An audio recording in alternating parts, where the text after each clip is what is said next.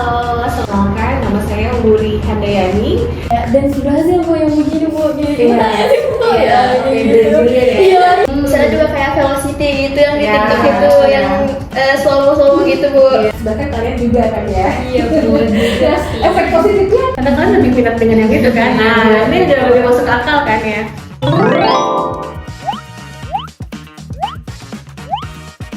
Saya Giska, saya Nisa, saya Lydia, saya Nadia. Halo semuanya. Selamat datang di podcast Broadcasting Global. Hari ini kita udah mulai perdana episode pertama kami di sini. Jujur agak deg-degan sih, tapi saya excited juga pastinya ini topiknya akan seru ini dibahas. Jadi karena ini podcast perdana kita, jadi mohon maaf ya guys kalau misalkan kita itu salah ngomong terus kayak ngeblend gitu atau ketawa-ketawa sendiri. Oke. Nah di podcast pertama kita ini kita bakal bahas tema globalisasi dan regenerasi nilai dalam dunia seni. Nah topik ini kan relate banget ya sama kehidupan kita sehari-hari, dimana kita biasanya udah terpapar sama yang viral-viral di sosial media.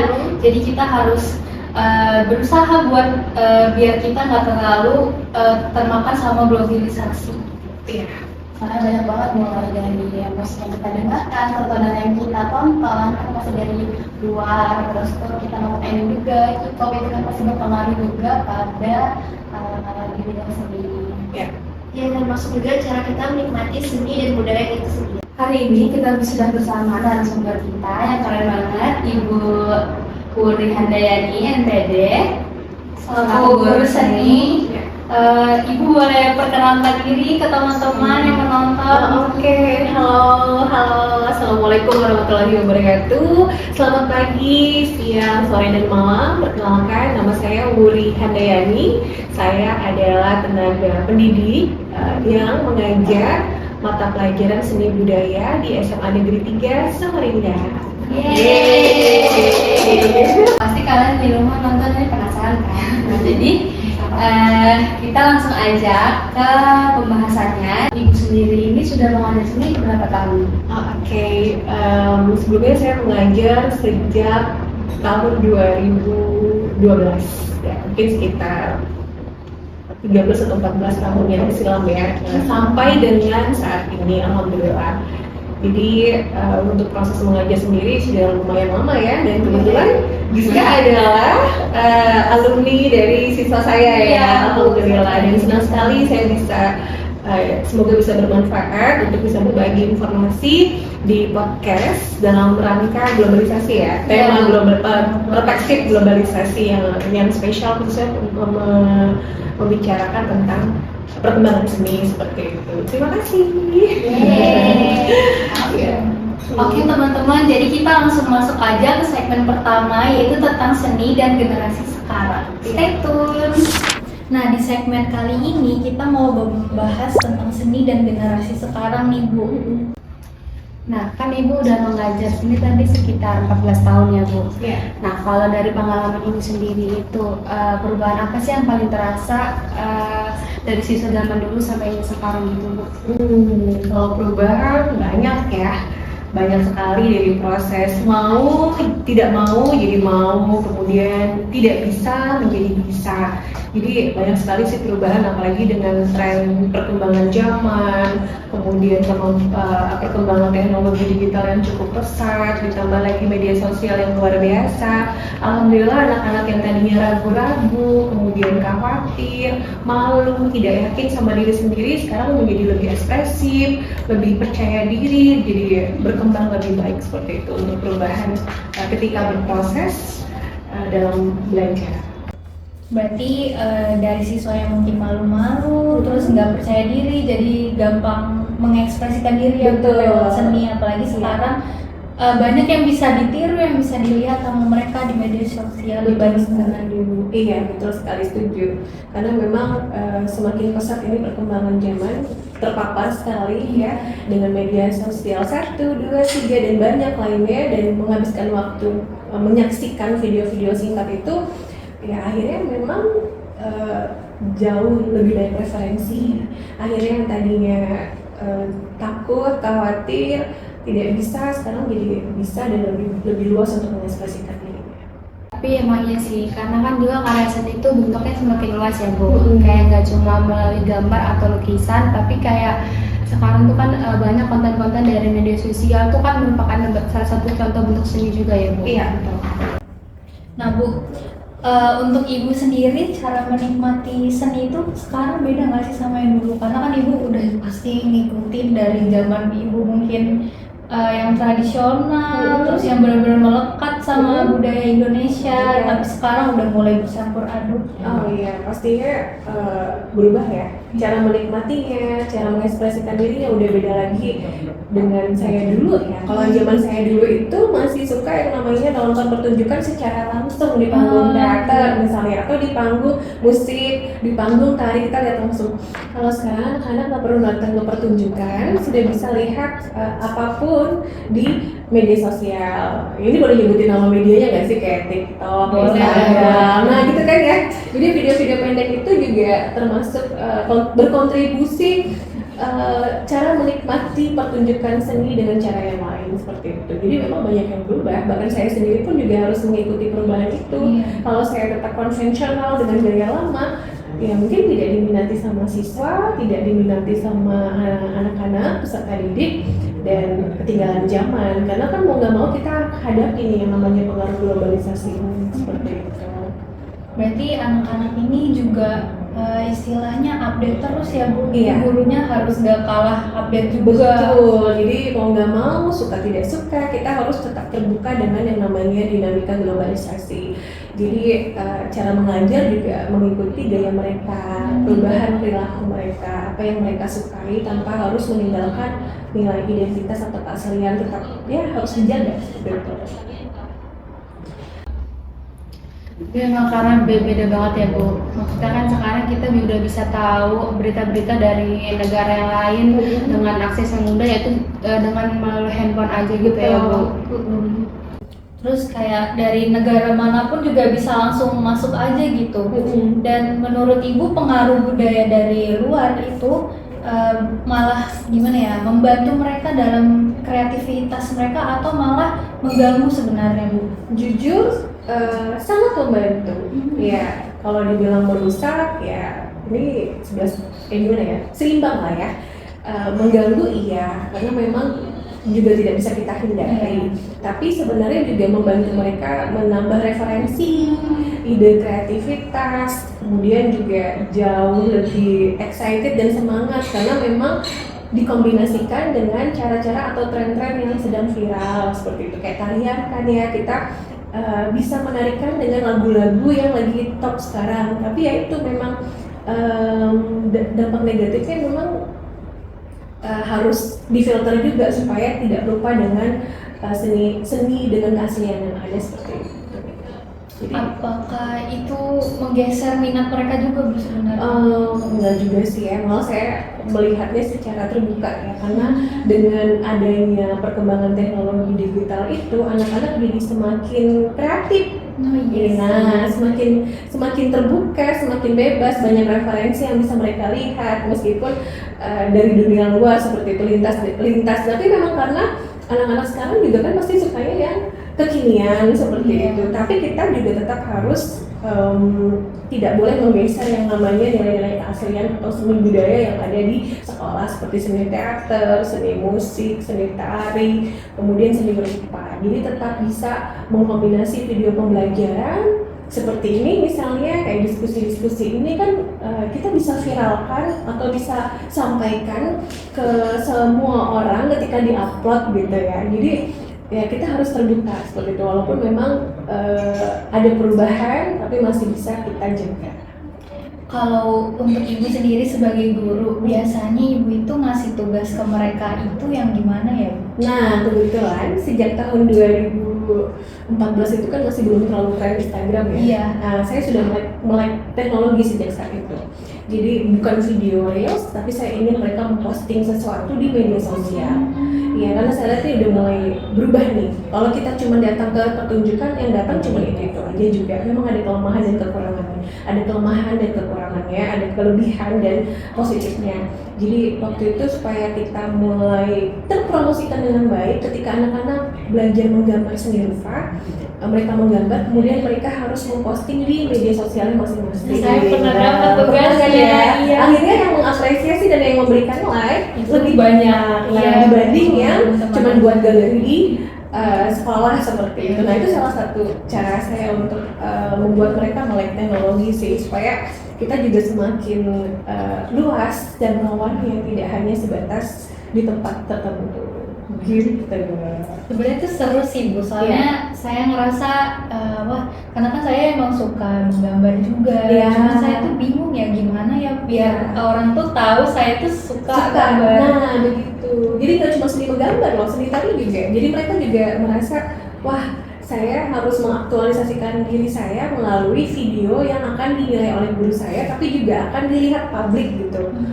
Tidak perlu harus pergi ke satu tempat pertunjukan, tapi cukup di rumahnya saja atau di kelasnya saja dia posting video res itu sudah bisa diapresiasi sama siapapun. Nah, itu sih cara saya untuk bisa tetap mengikuti perkembangan mereka, dan mereka ternyata lebih excited, nah lebih suka, lebih semangat karena diapresiasi oleh banyak orang. Nah, gitu yang tadinya malu-malu jadi nggak malu gitu, bisa. Seru banget kan guys diajar sama ibu. makasih. Saya udah pengalaman diajar sama ibu, seru banget. Alhamdulillah. Iya. Oke, mungkin habis ini kita lanjut ke sesi selanjutnya ya guys. Oke, jadi kita bahas mengenai globalisasi dan media sosial ya Ibu. Iya. Nah, ngomongin budaya luar ini kan sekarang globalisasi tuh memang terasa banget bagi kita, apalagi di dunia seni. Iya. Menurut Ibu itu kenapa seni jadi salah satu bidang terbesar yang cepat dipengaruhi oleh globalisasi? Oh iya. Kenapa seni itu paling cepat tergerus oleh globalisasi ya? Ya kalau menurut saya secara pribadi sih, karena kan ini bicara tentang budaya ya. Seni itu sangat erat hubungannya dengan yang namanya komunikasi, budaya, kemudian teknologi, musik, tarian, dan semua orang sekarang sangat relate dan pasti akan menikmati itu semua. Jadi alhasil ya sangat bidang yang paling cepat itu adalah seni, karena semua orang pasti suka menyaksikan video joget-joget sekarang ya. Kemudian menyaksikan K-pop. Nah, sekarang juga karena itu juga berpengaruh juga sama anak-anak yang sekarang kecenderungannya lebih ke K-pop gitu. Atau misalnya menggambar lebih ke gaya anime seperti itu. Padahal kan bisa aja kita gambar seperti Jumbo gitu ya. Nah, itu juga kita harus viralkan. Nah, sekarang kan memang yang viral K-pop, anime, dan banyak hal lain lah ya. Nah, maka bidang seni itu memang paling cepat di antara bidang yang lain karena berhubungan dengan komunikasi, kemudian juga budaya dan perkembangan musik dan hiburan lainnya seperti itu. Nah, buat tadi kan benar yang Ibu sampaikan, banyak tuh anak-anak yang kayak lihat FYP di TikTok mereka ikutin. Contohnya lagi viral banget nih, kayak dance Brazil Bu yang begini Bu, gini. Iya, Brazilian ya. Iya, saya juga menyimak itu. Seru sih, jadi pingin bergerak ya juga ya. Jadi TikTok kayak media sosial yang lain juga menjadi sarana untuk orang-orang berekspresi. Misalnya juga kayak Velocity itu yang di TikTok itu yang slow-mo gitu Bu. Iya. Nah itu Bu, pengaruh K-pop itu kan sama anime benar-benar berpengaruh ya untuk seni karena dia lewat sosmed itu. Nah terus tuh ada nggak sih Bu pengaruh terbesar bagi siswa cara mereka berekspresinya? Oh iya, sangat berpengaruh. Pasti sangat berpengaruh. Apalagi mereka selalu memegang gadget ya, handphone, sangat berpengaruh. Bagaimana kemudian gambar-gambar siswa saya ternyata anime edit gitu ya, anime mania. Atau ketika diminta untuk menari, ya rata-rata jagonya ya nari-nari ala-ala yang sedang tren seperti itu. Jadi sangat berpengaruh dengan perubahan-perubahan perilaku siswa ketika kita mengajar, termasuk gaya menggambarnya, gaya bermusiknya, dan juga membuat videonya. Sebenarnya ini juga menuju ke arah keterbukaan, ke arah lebih baik sih saya bilangnya itu, karena kita kan cenderung dengan apresiasi ya, cenderung dengan kreativitas. Jadi perubahan itu sebenarnya masih, menurut saya itu masih sangat bagus. daripada tidak bergerak sama sekali. Dan pengaruh dari globalisasi itu menggeser perubahan perilaku mereka menjadi lebih terbuka, menjadi lebih aktif, menjadi lebih mengekspresikan diri dan juga apresiatif.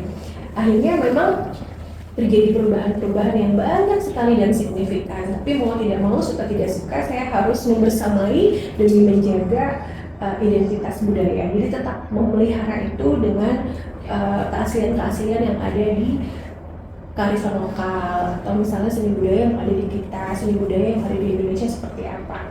Meskipun memang mereka lebih senang yang populer atau yang tren, tapi ya memang betul sangat berpengaruh dan terjadi perubahan. Berarti kayak ada pengaruh. Dulu tuh kan pasti siswanya beda ya buat sama sekarang. Dulu mungkin Beda. aku terpatok sama seni yang itu yang diajarin. Betul. Kalau sekarang kan ada gabungan juga. Bervariasi, ya, sangat beda.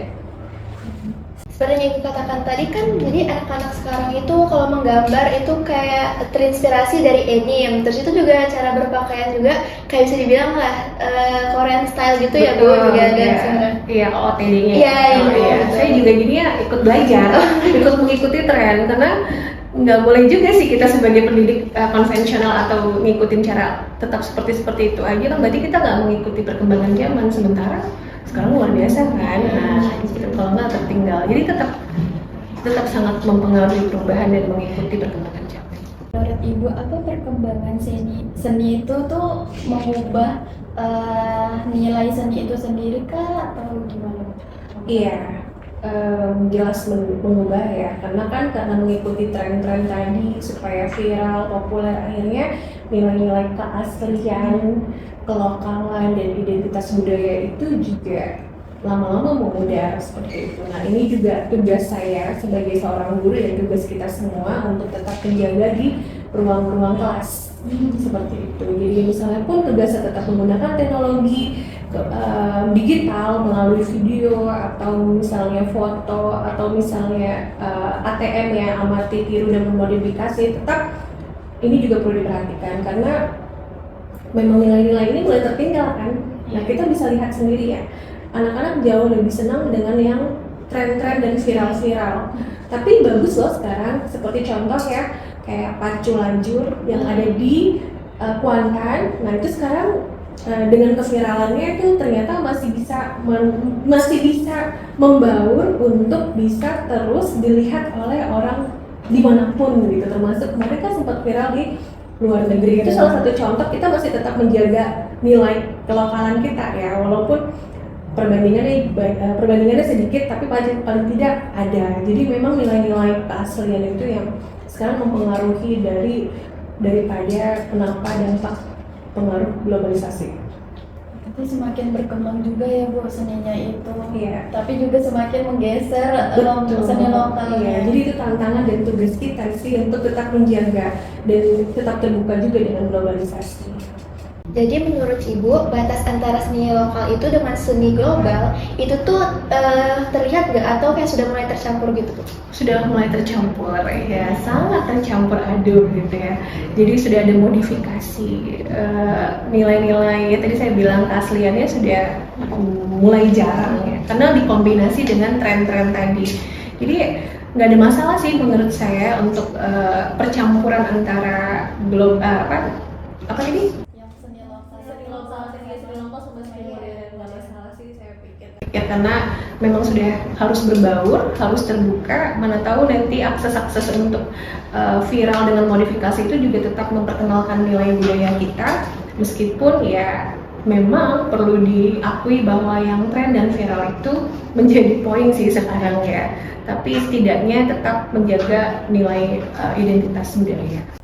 Ya Bu, tadi kan Ibu menyinggung kalau misalnya udah tercampur kan Bu, nah terus kan apalagi anak-anak ini pasti mengikuti juga apa yang viral di sosial media. Nah menurut Ibu ini apakah melalui media sosial itu seni kita makin banyak atau kan malah bikin mereka jadi berseragam? Kan otomatis misalnya nih ada yang viral tentang baju jalur, pasti kan semua mengikuti. Nah otomatis kan seragam ya Bu. Nah itu menurut Ibu gimana? Apakah lebih beragam seninya atau malah membuat sama? Kalau saya bilang beragam ya, dengan model yang sama, tapi berbeda konteksnya. Kemudian ketika dilakukan dengan orang yang lain, walaupun termodifikasi, tapi tetap ada lah ya gerakan-gerakan tertentu yang kita bisa lihat sendiri. Walaupun mungkin trennya bukan di kapal kecil itu, perahu kecil itu, tapi mungkin di ruang-ruang bergaya gitu ya, atau di ruang-ruang lainnya, dan masih tetap tren. Jadi ya sangat beragam ya. Saya sepakat kalau nilai-nilai dari globalisasi itu membuat keberagaman untuk nilai seni sendiri, tapi tetap kita punya tantangan untuk menjaga dan memelihara sejauh mana nilai-nilai dari keglobalisasian itu mengerus nilai dari ketradisian kita. Jadi tetap kalau misalnya ada viral gitu Bu, tetap dikaitkan sama yang lokal gitu ya Bu? Iya betul. Dari Ibu cara mengatasinya. Iya betul. Jadi itu cara kita untuk berbaur ya, untuk terbuka. Saya juga tidak bisa meminta anak saya untuk meminta siswa saya untuk menutup, karena kita harus terbuka dan melihat itu dengan tetap menjaga batasan-batasan bahwa kita punya identitas loh sebagai warga negara Indonesia yang punya nilai budaya, nilai kearifan lokal. Jadi meskipun keberagaman itu muncul dari tren-tren itu, tapi tetap aja itu ada kan jaipongan tapi dari lagu-lagu yang tren seperti lagu-lagu barat, tapi mereka gayakan dengan itu sempat tren ya. Nah, di remix lah ya. Terus lagu Dayak yang dimainkan kemudian sempat viral juga kan beberapa bulan lalu. Padahal dia cuma berlenggong aja dengan membawa bekalnya, tapi jadi tren gitu. Akhirnya apa? Akhirnya kita jadi tahu, oh itu dari Dayak punya loh, Kaltim punya nah gitu. Jadi beragam sih. Oke, kita lanjut ke sesi yang selanjutnya. Oke guys, kita lanjut ke sesi yang berikutnya. Kita akan membahas tentang nilai dan identitas budaya nih. Jadi Bu, seperti yang kita tahu Indonesia ini kan kaya banget ya budayanya. Dari Sabang sampai Merauke itu semua punya keistimewaan mereka masing-masing gitu. Nah, jadi kan selain mengubah bentuk seni, ternyata globalisasi ini kan juga mempengaruhi nilai-nilai dalam dunia seni ya Bu. Menurut Ibu, perubahan nilai seni dan identitas budaya yang bagaimana yang paling terasa akibat globalisasi ini Bu? Sebenarnya tadi udah disebut sih ya, identitas. Jadi yang sangat mempengaruhi dampak globalisasi tadi ya pertanyaannya, itu tadi sudah di segmen kedua sih, sebenarnya lebih ke nilai keaslian budaya yang mulai pudar ya, karena tadi kita dipaksa untuk mengikuti tren, akhirnya ya menghilangkan originalitas keaslian itu tadi. Kemudian ini juga identitas, terkait dengan identitas, jadi akhirnya ya harus bergaul, mungkin menariknya dengan outfit yang berbeda, bukan lagi dengan outfit, mohon maaf nih, dari daerah Kaltim misalnya, Dayak misalnya gitu. Jadi poinnya jadi nilai keaslian itu sih yang jadi tantangan dari perubahannya. Nah, kalau ngomongin generasi muda nih ya, kadang tuh memang ada kekhawatiran tersendiri, apalagi itu kan sekarang bermunculan tren-tren dari media sosial itu. Jadi tuh budaya lokal tuh makin jarang diminati gitu tuh sama generasi muda sekarang. Apalagi kan sekarang ini mereka bebas berekspresi. Kadang ada yang nggak sesuai norma nih Bu, misalnya. Kadang ada yang mungkin seharusnya ke bawah juga ya ke sekolah, jadinya kayak misal dia bermake up, ya betul. Mungkin itu seni ya Bu. Kalau misalnya salah tempat ya. Ya, salah tempat. Jadi yang kayak gitu tuh mengkhawatirkan kan Bu. Jadi menurut Ibu generasi muda sekarang ini masih ada keterikatan atau ketertarikan gak sih Bu sama budaya lokal kita ini? Sama seni tradisional. Kalau saya melihatnya sih masih ada keterikatan dengan ketradisian kita. Hanya saja memang karena yang lebih viral itu dari video-video yang sedang ngetren, yang sedang viral di media sosial, dan itu sudah terpapar setiap harinya, bahkan menjadi kebiasaan setiap harinya, ya pastinya kan secara logika mereka akan terus dikaitkan seperti itu. Jadi ini juga tantangan sih, bahwa ya keterikatan ini sendiri memang sangat berhubungan erat dengan yang namanya tadi pengaruh globalisasinya. Tapi kalau saya melihatnya tetap keterikatan kok. Yang penting tugas kita sebagai guru ya tetap selalu memperkenalkan itu tadi, apa budaya yang ada di sekitar kita, di lokal kita, di daerah kita, di Indonesia kita. Jadi itu salah satu filternya kalau saya secara pribadi. Dan saya melihat masih ada keterikatan di mana batasan-batasan itu bisa kita lakukan di sekolah-sekolah. Walaupun memang ya karena mereka melihat gimana anak SMA sekarang udah pakai make up tebel-tebel gitu ya, dan mau nggak mau ya karena ini sudah kita lihat secara realita, mau kita harus hadapi dan harus kita hadapi dan harus kita larang ya, sesuai dengan tempatnya. Kalau misalnya di luar ya nggak ada masalah sih. Kalau tadi kan contohnya nih, salah satu contohnya karena kan lagi tren juga itu yang viral-viral terkait dengan make up, tutorial make up, dan mereka kan belajar dari situ. Bahkan saya melihatnya sekarang tidak perlu pakai make up MUA lagi sudah. Mereka udah jago, tinggal meet and match, bahkan kalian juga kan ya. Ya betul juga sih. Efek positifnya apa? Kita nggak perlu MUA, ya kan? Kita bisa kok mempermak diri kita sendiri. Nah itu masih ada hikmahnya di balik itu. Jadi ada keuntungan tersendiri lah. Jadi pandangan terakhir terkait dengan keterikatan dari globalisasi, saya melihatnya masih ada, dan itu ada di ruang-ruang pendidikan, di ruang-ruang pembelajaran yang harus dirawat oleh kita selaku pengajar. Tapi sedikit cerita juga ya Bu. Iya. Jadi jujur saya ini juga terpapar dengan globalisasi gitu Bu. Iya. Karena tuh saya justru malah lebih update soal kayak budaya di luar gitu Bu. Karena saya lebih suka musik, mendengarkan musik atau menonton film itu dari luar gitu Bu. Tapi kalau kamu Gis gimana? Sama sih, saya tuh justru emang lebih suka nonton film-film luar gitu sih Bu. Iya. Karena kan kebanyakan film sekarang itu kan kebanyakan diadaptasi dari film luar Iya. gitu. Misalnya kayak cuman judul bahasa Inggris di Indonesiain, Iya. ya cuma yang kayak gitu-gitu. Nah itu kadang kayak saya tuh ngerasanya kayak kurang tertarik. Iya, ide plotnya disama-samain Iya. gitu ya. Atau mungkin kurang fasilitas dan teknologi ya. Iya, jadi tapi kalau misalnya lagu gitu masih banyak sih lagu-lagu Indonesia yang masih masuk. Iya, keren. Jadi kalau misalnya menurut Ibu sendiri sebagai guru seni, tantangan terbesar apa Bu yang untuk memperkenalkan seni tradisional ke murid-murid? Apalagi kan kalau guru ya biasa menghadapi anak-anak yang banyak banget, dan mereka kan bisa mengeluarkan kata-kata apa yang mereka dengar lah, Iya. yang mereka tonton. Sudah dibahas tadi barusan. Saya suka, kalau saya atau Giska dan siapa? Risa lebih suka melihat tren-tren di sana. Artinya tantangan ibu adalah bahwa seni tradisional itu kurang diminati. Iya kan? Karena kalian lebih minat dengan yang itu kan? Nah, ini udah lebih masuk akal kan ya? Kenapa? Karena memang kita harus berbenah juga untuk tetap melestarikan, untuk tetap menjaga. Jadi kalau misalnya tantangannya apa, ya itu tadi, tantangan yang paling berat dan besar adalah kurangnya minat siswa untuk belajar tentang budaya tradisi. Karena sudah terpapar oleh arus globalisasi dalam media-media sosial atau video-video singkat gitu ya. Dan tadi kan pengantarnya udah dibahas Giska sama Rizka, ya itu tantangannya, kurangnya minat siswa untuk betul-betul mau mendalami belajar seni tradisi. Ya seperti berarti ya cocok sih Bu sama cara Ibu mengajar yang lewat sosial media itu, karena emang perkembangan zaman ini makin maju, anak-anak juga. Betul. Saya rasa ya Bu, saya kan juga belajar sama anak-anak juga.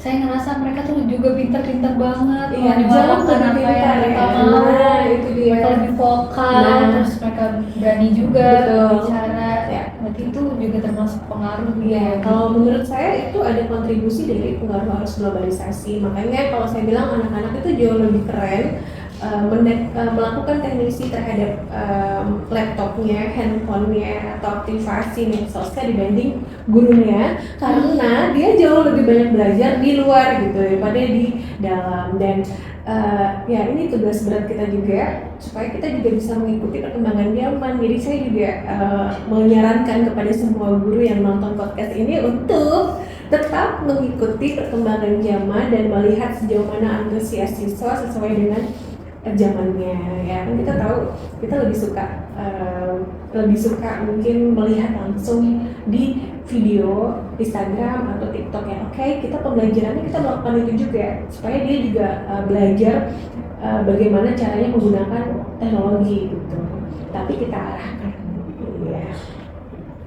Nah, berarti ibu sebagai guru ada nggak sih gimana ya, advice atau saran buat siswa-siswa ibu atau anak generasi muda sekarang supaya tetap bisa menikmati seni tradisional di bawah pengaruh globalisasi ini, Bu? Oke.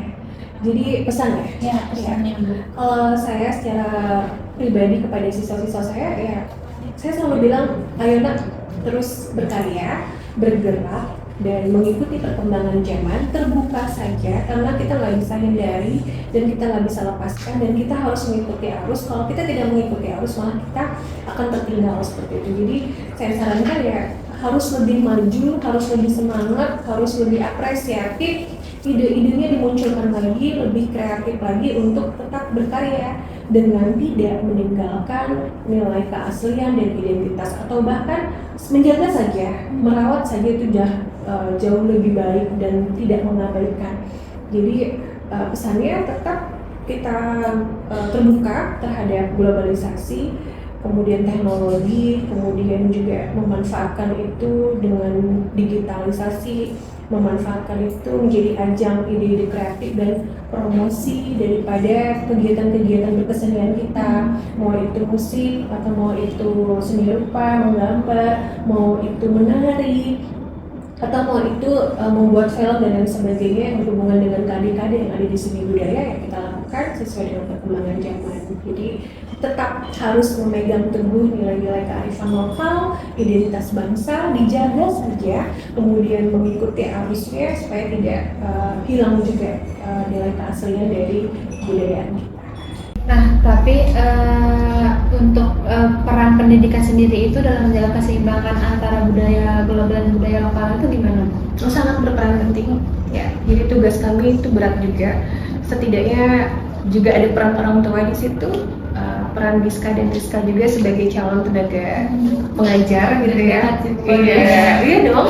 Apalagi nanti akan menghadapi siswa sekolah dasar kan. Nah, kita harus mencoba memperkenalkan budaya dan tradisi itu dari dia kecil atau sejak dini. Nah, itu salah satu peran kita yang harus siap untuk berkontribusi, setidaknya mengenalkan seperti ini loh budayaan kita di daerah. Ya, terlepas daripada itu mereka mau menyaksikan yang ada dan tren di media sosial ya silahkan, tapi tetap harus tahu bahwa kita punya nilai budaya itu, dan sebagai guru kita memperkenalkan dan mengajarkan itu serta menanamkan nilai-nilai berkesenian itu di ruang-ruang kelas. Juga termasuk plus minus juga ya Bu, Iya. turut karena ada peluangnya, ada tantangannya juga Betul. bagi pendidik. Betul. Karena kita juga harus pintar-pintar ngaturnya supaya anak bisa memilih yang mana yang bisa diikuti, yang mana yang sebaiknya dihindari. Iya. Oke teman-teman, jadi kita langsung aja ke sesi selanjutnya. Kita ada pertanyaan dari teman-teman online. Iya. Lanjut ke sesi selanjutnya. Oke teman-teman, jadi kita masuk ke sesi tanya jawab dari teman-teman online. Nah, Bu, sebelum kita tutup podcast hari ini, kita kemarin ada buka question box itu dari teman-teman online, ada beberapa pertanyaan. Dan yang lebih mudahnya lagi itu ada banyak banget pertanyaan. Oke. Nah, tapi kita pilih cuma 3 pertanyaan doang. Karena banyaknya pertanyaan ini, jadi sehingga topik ini tuh relate ya sama kehidupan anak muda zaman sekarang ya. Tadi ada 3 pertanyaan ya Bu. Yang pertama ada pertanyaan dari Beloved Nada. Apakah mengadaptasi budaya itu baik atau justru perlahan-lahan menghilangkan originalitasnya? Oke, menurut saya baik ya, baik sekali karena kita bisa jadi punya peluang untuk bisa memanfaatkan globalisasi itu, membuka akses, memperluas jangkauan, dan menimbulkan ide-ide dan kreativitas baru. Jadi menurut saya sangat baik karena kita harus menangkap peluang ini untuk bisa semakin lebih terbuka, lebih universal, karena kan kita pernah gadang-gadang hati-hati loh ini mau globalisasi, kalau kita nggak bergerak dan tidak mau maju, kita tidak akan jadi apa-apa.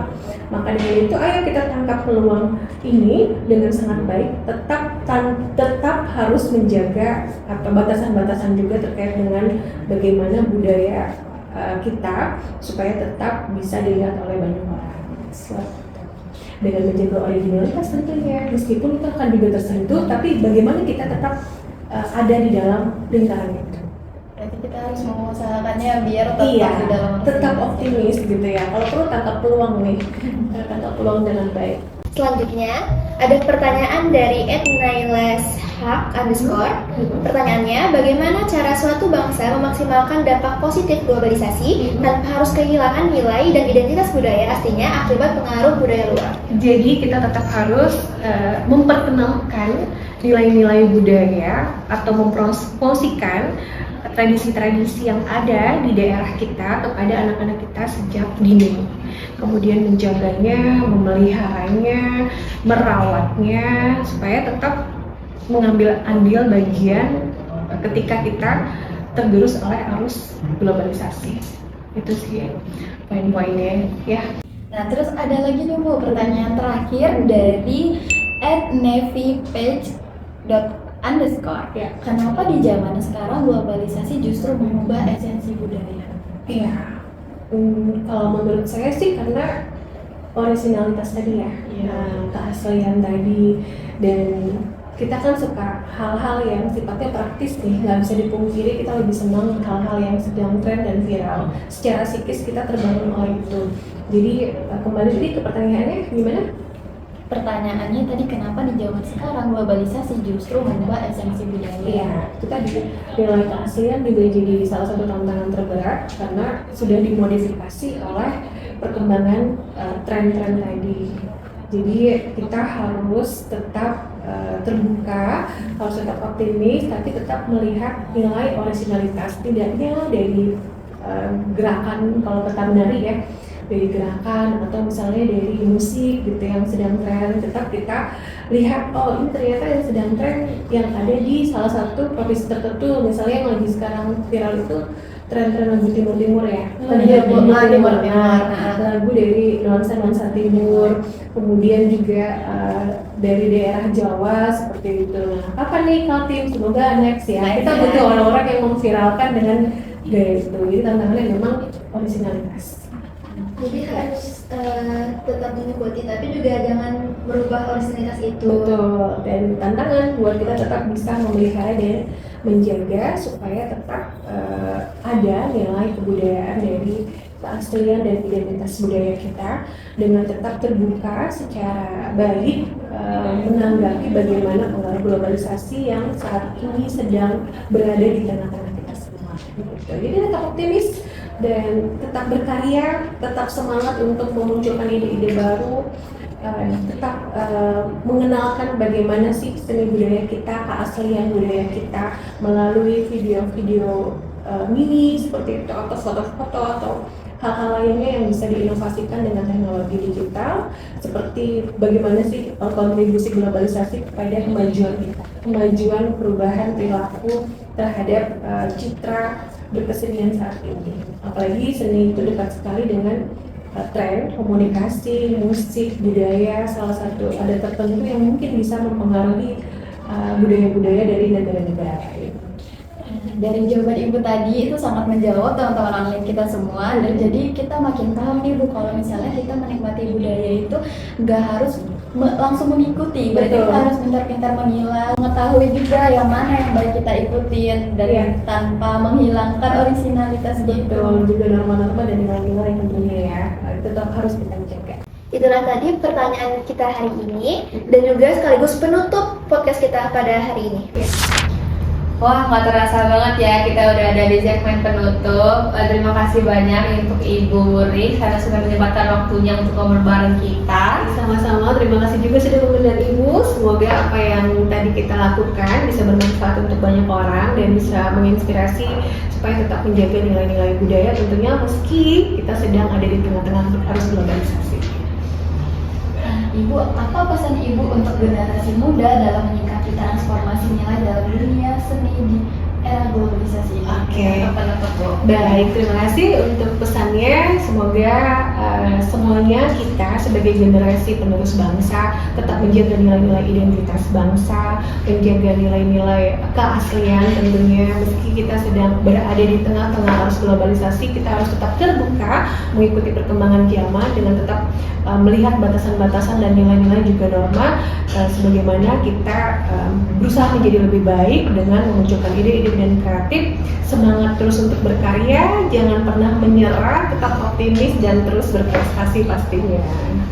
Oke, jadi di podcast pertama ini kita belajar bahwa globalisasi itu memiliki banyak pengaruh baik positif maupun negatifnya serta berbagai tantangan. Betul.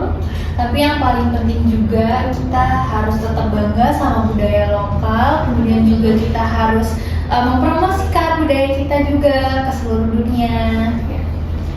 Dan terima kasih juga buat teman-teman kita semua yang udah nonton dari awal sampai di akhir. Semoga pembahasan hari ini bisa menambah wawasan kalian serta lebih peduli terhadap budaya lokal sendiri. Saya Giska, Saya Lisa. Saya Lydia. saya Nadia. Sampai jumpa di episode selanjutnya.